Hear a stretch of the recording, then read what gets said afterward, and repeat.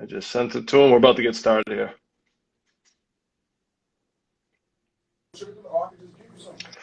Hey, man, how you doing? What's going on, man?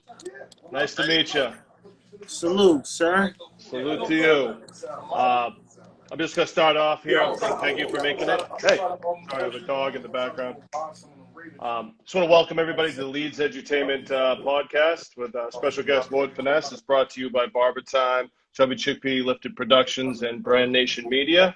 And we got Lord Finesse here. We're talking about the show this Saturday going down at Club 17. I'm actually in here with my brothers. Word. Boogie Blonde, Buck Wild in the building. We was in here. We getting ready to do this little, run through for Saturday. Word. So we ready. It's gonna be crazy. Now, are you doing it's going to be a live rap set, right, Saturday? Yes, it's a live rap set. Yeah, because I know that you do a lot of DJ sets and, producer battle judging and stuff like that. But, I wanted to be clear to the fans. They've been trying to get me to do the producers thing. But really? To me, it just don't be making no sense sometimes. Because, I wish, sometimes I wish it was more hours in a day. And people don't understand that, and they want you to do certain things. But the compensation versus the time and what you could be doing with that time is like two different planets. Salute to the whole West Wing cabinet. Going forth boldly, I see you. Brian Pistols, what's up, man? When we going back to Russia? That's what's up. I just want to take some of the viewers and listeners back a little bit. I want to take them back to 1989, if we could. Just the beginning. The beginning of, the Funky Technician in that era. Can you talk to me a little bit about what was going on back then and how that whole album, Funky Technician with Mike Smooth, how that all happened?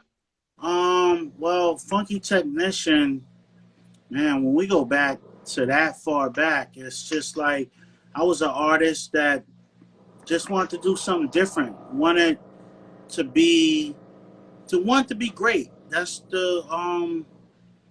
the most I can say is I wanted to be great. When you look at artists like Kool G Rap, Big Daddy Kane, KRS-One, Rakim, when you're looking at that era, it was an immortal, iconic people that I'm like, damn, one day I hope my name will ring like their names ring.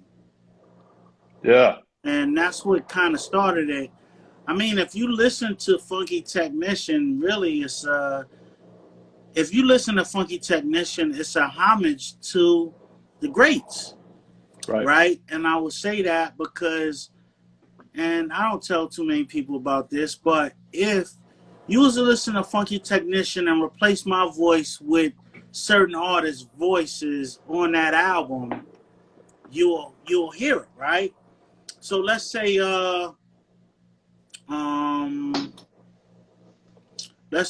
Keep It Flowing Now. If you replace my voice with Big Daddy Kane's voice, you'll see where the influence came from. Right. If you listen to Slave to My Sound Wave and you replace my voice with Rakim's voice, you'll see where the influence come from. Clear the crowd and get the stage set. You still got time to put a tape in your tape deck. Sit down, relax as I drop facts. Rhymes trap the crowd once I got them down pat. I'm teaching the masses. Join up for that's Rakim. Right. It's just me finding who I was with that first album, with the if you listen to Rap Senator, Take About 10 of You, the best MC on the Southeast Perimeter, equipped to flip with a slip of a lip, so dance, hop, or skip, shake your hip, that's G-Rap. Right. We got Kane, G-Rap. If you listen to Lesson to Be Taught is more KRS-One. Dope. Yep. So it was me finding my way on that first album. Right. It was me on there when you listen to Baby You Nasty and Here I Come. That was me. But a lot of it was me being influenced by the greater at the time, Right. Yeah. Yeah, I mean, those are some great MCs you named, and you definitely held your own on that record. Definitely. Is it true that Guru was the one that kind of shopped your demo to Wild Pitch at that time? Well, the funny thing is, Guru was working as an A&R at Wild Pitch, so when Right. the tape came through, He got it. Guru told Stu, "Fine, man, you better sign this dude. This dude is the dude. Right. He is the dude." And you know, Stu was like, "I don't know. He's okay." And then I remember asking to be in the 1989 seminar because that was the only way you could get in the seminar if you were signed to a label. Right. So me being signed to a label, it allowed me to be into the seminar. Right. And I remember Stu having Premier. I was about to say Chris, which is his name.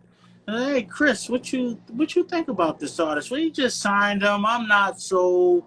And you know, Premier looked at me in a seminar like, "Look, man, right after this, I want to work with him on his album." And I was the first artist outside of Gangstar that Premier worked with. Yeah, that's true. Premier was like the bigger brother that was guiding me through the game. I'm watching and experiencing firsthand what him and Guru was going through, from the shows to them traveling. I was just there. Right. So, yeah, I owe Premier a lot. Very picked me up from my grandmother's crib. You know, he was there doing all the sessions. He should get executive producer credit on that album. Dope. So after it came out, did it do what you wanted it to do? Did it do what it needed to do, the album? Or did you feel like it got slept on? I mean, how do you feel about how Funky Technician, I believe it got the buzz that I expected to get, but my bank account wasn't matching the buzz, you know? So I'm like, how can all these people be telling me this is one of the great albums? This is incredible. And I'm looking at my bank account and it's not adding up. Right. And I'm seeing other artists that's not as talented as me lyrically saying, "Hey, man, that's a great album. By the way, I'll catch you later." And they driving off and I catch the train. So, you know, I knew something had to change. And I remember meeting Ice-T at that 1989 seminar and him telling me, like, if you ever need me for anything, you know, just holler at me. And I remember hollering at him. And it was like, "Yo, man, I'm on this label. This label is trash." And he was like, "Look, man, I could get you a situation, but you got to get off." And, you know, he told me where he thought he could get me. Shit, man, I'd have hung Stu Fine to get off at that point compared to what I was being offered. And the blessing was I was able to get off and go to Giant Warner Brothers, which was a whole nother dilemma, you know, because you're going from one label that knows how to pick the talent to another label that just got money to just pay for talent, but don't have a clue on how to develop talent. Right. Which is a huge problem today, in my opinion. Well, I think today is artists got to have a vision. I tell artists all the time that I bump into, what's your vision? What can you bring to the game that no other artist can bring? What's your signature? If I was to come to you and tell you what makes you special out of everybody else, what would be your selling point? If you don't have a selling point, you shouldn't be in the game. Yeah, we're not at a point where if they could do it, I can do it. Right. We did that already. It's what can you do to take yourself and to take the game to the next level. That's how you stick around. Feel that. So shortly after Funky Technician, you start DITC, you know, right after this? Is that when it originally starts? Well, DITC was always, that was an idea between Show and Diamond. That was Show and Diamond. I mean, DITC starts. It starts because AG misses a session. And Diamond and Show happen to be in the session. But before that, they want to do a production company. But they in the session together, and they do this rhyme. They do this. I wish I had this demo to this day of Diamond and Show rhyming off of Headhunters. I remember it like yesterday. And that was the start. So when we did the record Digging in the Crates, that was kind of the foundation where it started to bloom from that point. Right.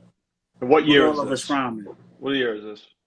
91, 92? Oh, year? Gotta be like 93, 94.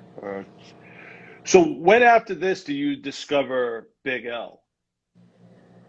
Well, I discovered Big L in about 91. Okay.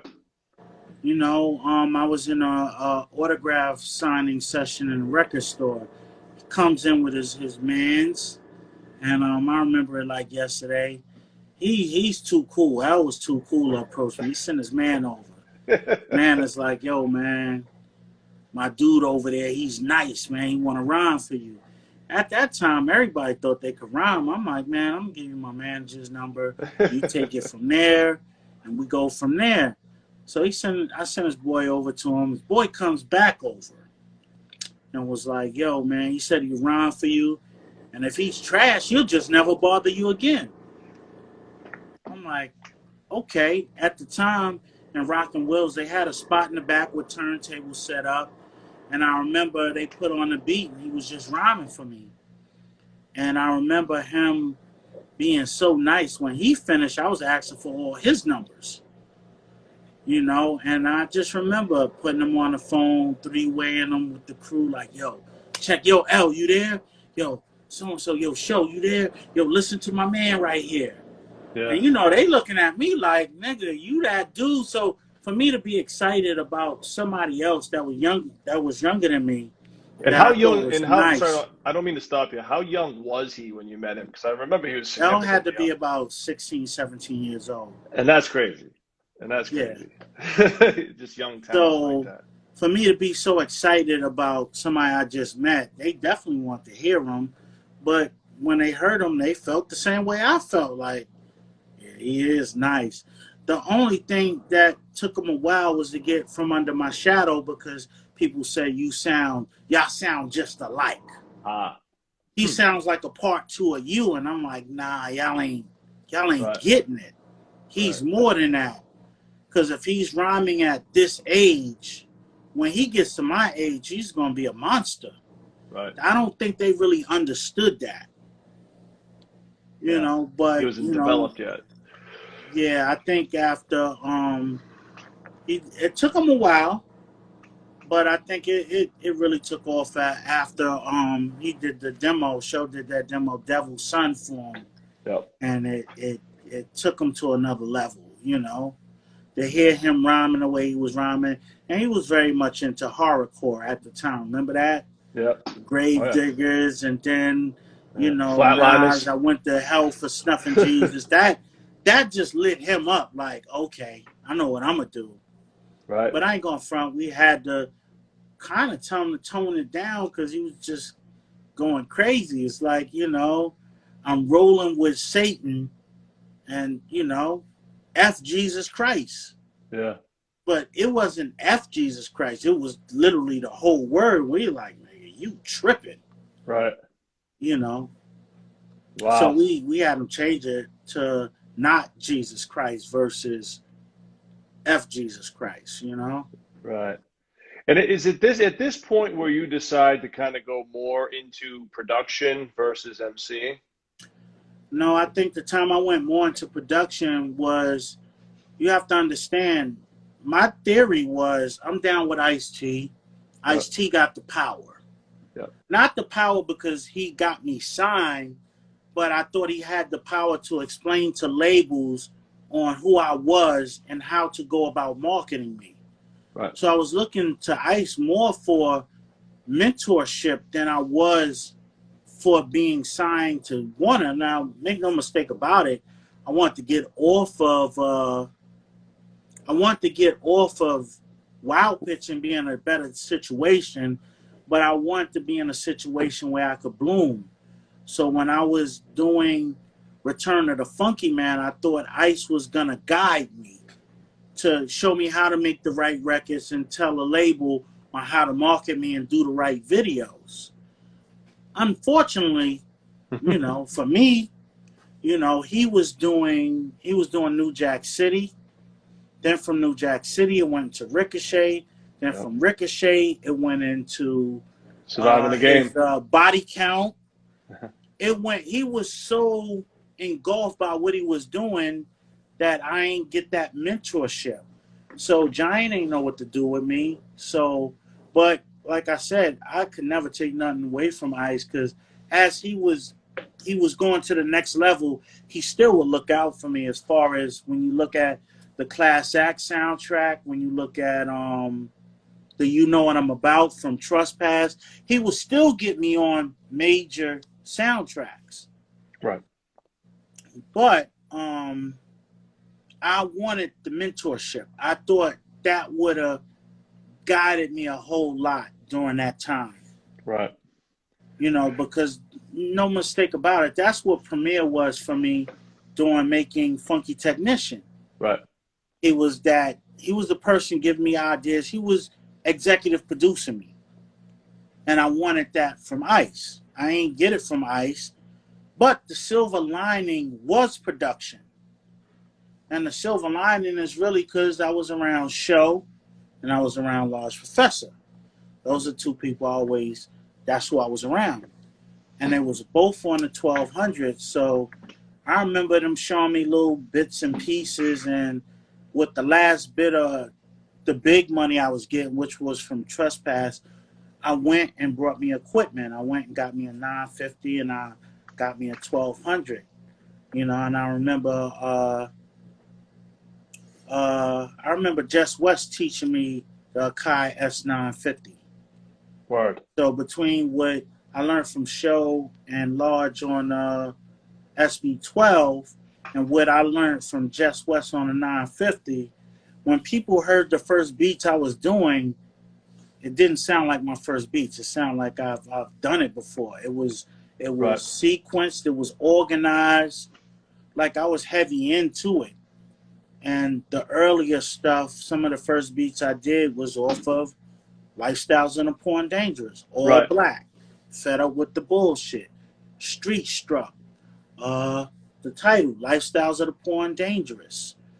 And Graveyard, right? You did Graveyard too. No, I ain't do Graveyard. No? Buck did Graveyard. My bad. You rapped on Graveyard. I rapped on Graveyard. Yeah, that's my bad. Yeah, you did So, most of the album, right? You produced most of the Big L's Lifestyle. I produced about 5 tracks. Oh, okay. So, Rock a Lot is in the building. Somebody's telling me Ness ain't feeling that versus shit. I mean, I'm not there mentally with the versus thing. I like to watch it and I'm entertained by it, but I'm not fascinated by it. It's okay, you know. It's nothing that I feel like, yo, I want to do verses. I think when you become more comfortable in your space and your peace of mind, those things don't fascinate you no more. I feel that. So it's like, yeah, it's cool, but that's just not my mindset right now. I feel that. So you become really comfortable producing. You do some joints. You end up producing Suicidal Thoughts on Biggie Smalls' record, The Final Joint, which is a really dark, crazy track. I mean, can we talk about that, making that one? Because that's classic. Well, I think when I became a producer, what was so I was fascinated by being a producer, is being able to still do music, still get credit, still get publishing, just be in the background. Mm-hmm. And I was like, you could still do all this and be in the background and get all this going. Yep. So yeah, that was the thing. And once again, Jess West was the one who introduced me to the situation with Puff and Big, because he would come by the crib and he would listen to the beats like, yo, you got to let Puff hear these. And I was like, who? Yo, Puff, man. He got this artist, because Puff wasn't Diddy as we know Diddy. Right. Puff was like an A&R dude. When I was around Puff, the logo of Bad Boy was in the back of his office. It wasn't a label. It was more of an idea of what it could be. So I was working with Big when Big was really under MCA. When Puff got a situation with Arista, he grabbed Big and took Big to Arista. So I was working with Big during the MCA days. And the first track before Suicidal Thoughts was a track called Come On. That was the first track. That's with Sadat, right? Yes, that Yep. was before Suicidal Thoughts. Oh, dope. And that got scrapped. Yep. We ain't gonna use this for this album. Unfortunately, like when Big passed, that's when that track got the light. Yeah, resurfaced on Born Again, right? Right. Yeah. Right. But Clark did it and took the zone and took it somewhere else. That wasn't the original feel. Oh, okay. So that's with Suicidal Thoughts. It was just like when he heard it, he was like, "Yo, that's it." But me hearing Warning, me hearing who was it joint? Me and My Bitch. Not the Me and My Bitch as we know it, but the Me and My Bitch with the Minnie Rippleton sample. When I heard what he was doing, I ain't know how Suicidal Thoughts was gonna fit. Right. So, so were you in the studio when he recorded it, or? Not. I was there to lay it, but I wasn't there when he recorded it. And how do you feel about it now? It's a masterpiece. It's a masterpiece. You know, like Big, make no mistake about it. If he heard something, he knew what to do with it. Big was like an artist, like add water and mix. You ain't have to tell him what to do. He would tell you what to do. Like when I remember Easy LP bringing him Get Money. And he brought Easy LP Get Money. And I remember it had some stuff on it. And Big said, "Yo, take all that stuff down and let's strip it down to the sample." And that's what they went with. And that's Get Money is how we know it. Yeah. So, Big was special. Yeah, he was. Rest in peace. Him and Big L. And, from here you go produce a bunch of, the list goes on. What, OC, Jules, Pona Noriega. What else? What am I missing? Send me some more names. Trends and Culture off and on. Yeah. A bunch of other underground stuff. Yeah. Working with my crew, of course. I work with Fat Joe on Living Fat and Showing AG on Add On and, Rhymed on Diamonds. The shit is real and list goes on, But it was definitely Big. It was definitely CNN. It was Trends of Culture. I was working with Rel. I actually worked with Rel before he was signed to Rockefeller. So the first time you heard Rel was really on The Message. Right. The Message was the track. The Message and the record I did with him called Ghetto was before he was on Rockefeller. Word. Then he gets signed to Rockefeller, and that's how you know Rel as we know him. Right. But I was more into doing the production, but also working on the Awakening album. The Awakening album was, I would say, that was the pet project. I just had, it was just something personal with that album. To be able to produce it from front to back, not only produce it, but executive produce it. You pick tracks from other producers and, all the ideas for the videos with that album was me. I was writing the video script because I've been there. I've been there when I did Return of the Funky Man and they get this director to make the best rendition of the video he think your record represent. That record, our video was all over the fucking place, man. That nigga had me shooting dice in fucking Midtown, running in train stations, and then getting picked up by some weird looking broads, I picked out one of them, but the other two, they had me looking wow. Yeah. So to do, so you were all hands on. You were doing everything on the Awakening. Yeah, the Awakening, different thing, because it's weird. Like if you're a genuine person or if you're a low key person, and you shooting a video, and a director's telling you, "I need you to look tough in this part." I'm not used to acting. I'm just used to being me. Right. So when he's telling you to act and do certain things, I felt uncomfortable. And then it's we out in the street and it's rolling, people walking by looking. Some people gravitate to that. I was more like I felt awkward. So to do the awakening, and I write the script for Hip to the Game, and now it's isolated in some mansion in Jersey. There's not a lot of people there. It's just me and my family and women I chose. Like, you know, I actually had a chance to pick the women that I wanted to be in this video. It was different. It looked different. It felt different. It was different. It was more comfortable. And the same thing with, it was fun, definitely fun. It was the same thing when we did game plan and when we did actual facts. Those was my treatments. Yeah. I felt comfortable.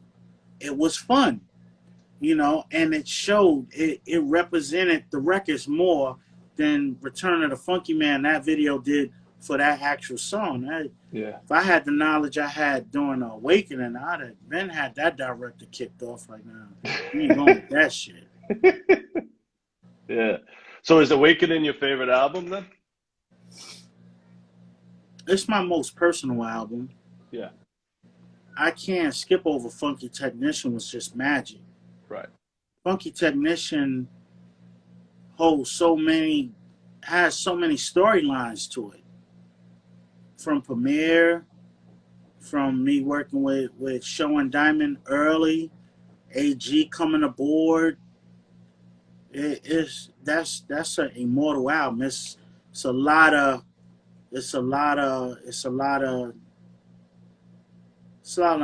magic with that album. Wow, definitely. I mean, the second album, it was dope, but I wasn't as focused as the first album. Because when you go from no money to a lot of money, yeah, you know, or getting money you ain't never seen before, it can change you. It can distract you.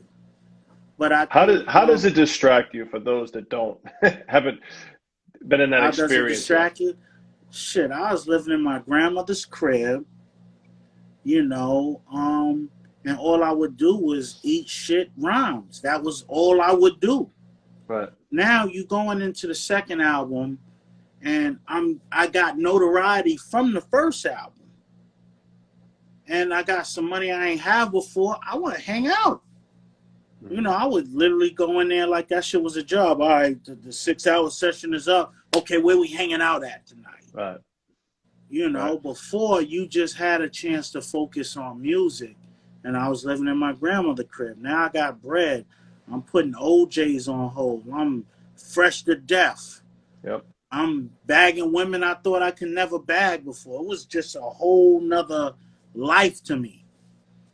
And to get back on the Awakening with my equipment and sitting there and listening to jazz and digging for records, I always say if I was as focused as Diamond and Show, like they was focused because they were going record shopping.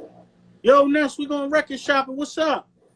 Yo, I'm catching up with this chick. We going to the movies. I wasn't focused. They was focused. Right. That's why when you listen to Stunts, Blunts, and Hip Hop and Runaway Slave, those albums is magical. You know, I think if I was that focused, maybe I'd have been probably doing production a little bit earlier. But, you know, everything happens for a reation. You know, so what was the moment where you came around and realized that? You know, what made you wake up a little bit and be like, oh, I got to get back to business? I think what made me get back to business is when I brought equipment and we was going to record conventions and we was going to record stores, and it became a deep passion. If you look behind me, you could see where the passion has gotten me, you know? If you look at all those records. Yeah. So it became a passion of learning about jazz artists, whether it was Lou Donaldson, whether it was Herbie Hancock, whether it was Cal Jada, Quincy Jones. I discovered a deep passion for collecting and Right. producing. And Right. I could do it and be low key and still make money. Yeah. You know, Right. that's what made The Awakening different. Right. So do you like being a producer more than you like being a rapper? Because it feels like you don't like to be necessarily in the forefront all the time. You like to be in the back. I think rapping held a special place in my heart at a time where the bar was high. The bar was very high, Yep. and that was a challenge for me. It was incredible to hear a new Tribe Called Quest album and go, damn, I gotta do some hot shit. Right. Yo, it was incredible even listening to production around me, like when Show did Stunts Blunt, Runaway Slave, and Yep. Diamond did that, and I'm listening to what they doing. They chopping stuff and they doing little stuff that was challenging to me. That made me go, damn, I got to get on my game. Like, Right. lyrically, I had to get on my game. Fucking bar is on the floor now. Anybody could walk over the bar and be a rapper. Right. You don't have to be special no more. In that era, you had to be special. These ain't special now. And anytime you challenge people to be talented, money always becomes the issue. That becomes a thing. Right. Always. Ain't no money in being special. Yo, this person ain't lyrical, but he's making this much money, and they driving this and they driving that. It's more of image and perception versus talent. But So doesn't that fade away? Doesn't that eventually get catches up with itself and the people that I'm really have hoping the it fade talent? away. That shit happened. It started getting crazy during the late '90s into the 2000s. We fucking But you're 2021. You said it fade away. The shit would have faded away already. but I guess what I'm trying to say is, yeah, there's always going to be newer artists trying to make a quick buck, but the truly talented ones that love this shit, like you and others, you're still here making music and making money, I mean, right? me and my brothers talk, and I think what it is that everybody wants to be successful. Make no mistake about it. Yeah, for real. It's just certain things that some of us wasn't willing to do to be successful. Right. It's like, I don't mind working with certain artists, but if certain artists ain't in my range, if we don't share certain things, I'm not gonna work with an artist just because the artist is popular. Right. Just the gift and the curse. You stay Yep. true to who you are. Curses, you might not get there as quick as you want, or might not get there at all. Depends on how you look at it. Right. But you stay true to yourself, and you can look yourself in the mirror and know that you ain't never do nothing you ain't want to do to be successful. Right. I don't look at none of my music and go, man, that shit was trash. I wish I ain't do that. Yeah. I can look at stuff I produced, stuff people I worked with, and know I loved every minute of what I was doing. And that means a lot to me. The goal for me is topping me. Goal ain't topping nobody. Fuck everybody else. It's topping me. It's easy to top that shit that's out there. I don't want to be Jordan when he was on the Washington Wizards. He was happy with 10 points and 2 rebounds. That's not me. If I can't keep scoring 50 points, then why am I playing this game? That's what my passion, and I don't even have to worry about nobody critiquing me. I'm hard on myself than anybody could be. Feel that. Because their standard and my standard is probably 2 different planets.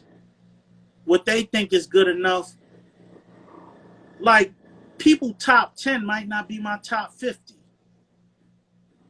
To make it short, Like the way I look at music and my love for it, it's just overall different. It's just very different. Yeah. So where are you at now? Like making music, what are you doing? I see you do a lot of remixes and edits and DJing. I mean, what are you doing these days?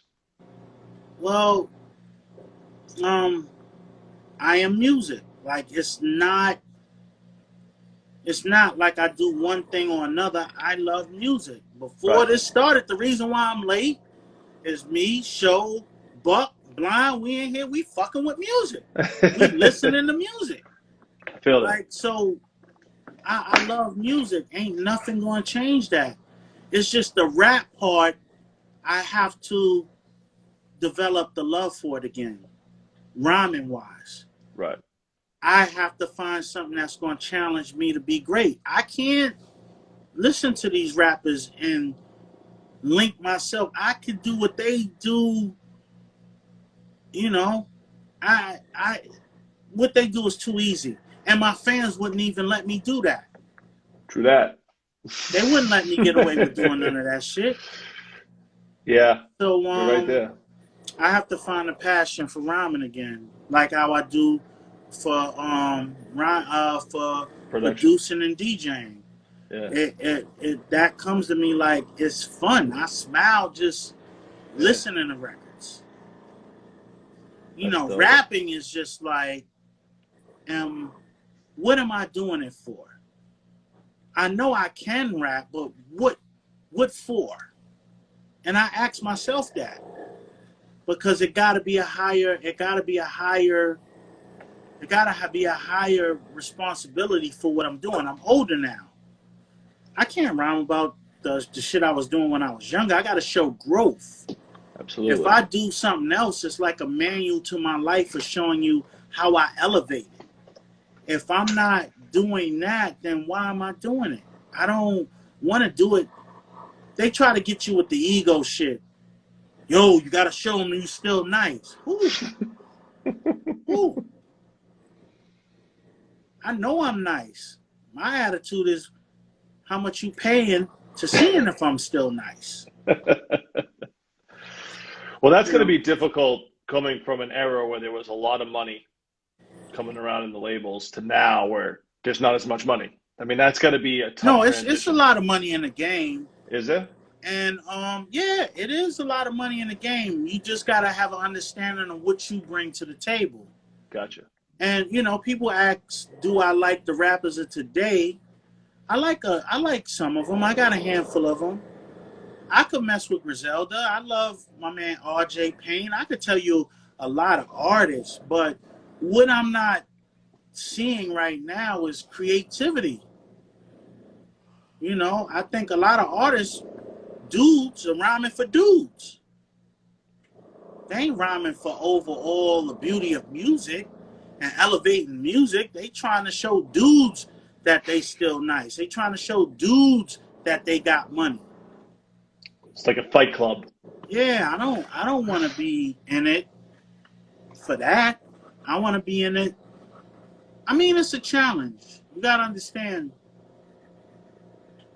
Quincy Jones did Thriller at 50. Huh? That's my challenge. Can I drop something as beautiful at 50 or 50 plus? I've never seen I can't say I've seen an artist at our level, at our age, do something that's truly classical right now. That would be my challenge. Not to do music because I could do it. What could I do to be classic that people go, damn, he came back at 50-something, fucked the game up, and just disappeared again. Well, please do that. Please do that. You know? Please challenge and do that. Make that happen. You know. But you gotta love what you're doing. Absolutely. And I think the industry can taint you. I think the industry can break you. Absolutely. I think the industry can distract you.